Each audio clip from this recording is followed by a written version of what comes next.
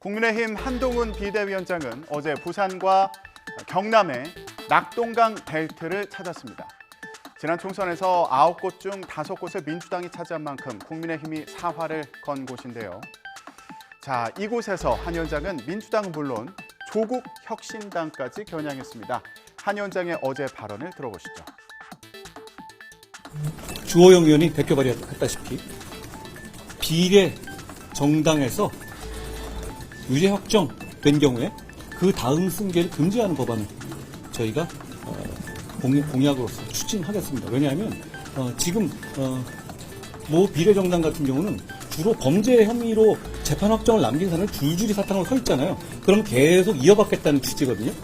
조국이 확정되면 황운하가 받고 황운하가 확정되면 그 다음이 받고 이런 이유아니에요? 이재명 대표나 조국 대표 같은 후진 세력들이 대한민국을 후진시키려고 하고 있습니다. 과거의 문제죠. 대개 과거에 천착하고 복수에 천착하죠. 저는 그래서는 시민들의 삶이 나아지지 않는다고 생각합니다. 한 위원장은 오늘은 야권의 텃밭인 호남 지역을 방문합니다. 전남 순천과 광주, 전북 전주를 찾습니다. 특히 광주에서는 5.18 민주화 운동의 상징인 충장로에서 거리 인사에 나서는데요. 5.18 관련 발언으로 논란을 빚은 대구 중남구 도태우 후보의 공천 취소 직후인 만큼 한 위원장이 어떤 입장을 밝힐지 주목됩니다. 한 위원장은 앞서 지난 1월 광주를 방문했을 때에는 5.18 정신에 대해 이렇게 말했는데요. 들어보시죠.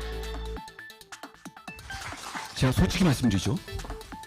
저는 우리 당은 광주에서 호남에서 정말 당선되고 싶습니다. 그렇게만 된다면 우리 당의 승리이기 앞서서 이 나라 정치에 값을 매길 수 없을 정도의 대단한 승리가 될 것이기 때문입니다. 광주의 동료 여러분, 우리 한번 그렇게 해봅시다. 국민의힘은 5.18 정신이 민주주의를 지킨 우리 헌법 정신과 정확하게 부합하는 정신이라고 생각합니다. 그렇기 때문에 헌법 전문에 수록하는 것을 단순히 동의하는 게 아니라 적극적으로 추진합니다. 말씀드린 것처럼. 더불어민주당 이재명 대표는 대전, 세종, 충북을 잇따라 찾아 중원 표심을 공략했습니다. 대전에서는 정부의 R&D 예산 삭감을 지적하고 충북 청주에서는 오송 지하차도 참사에 대한 정부의 책임을 강조했습니다.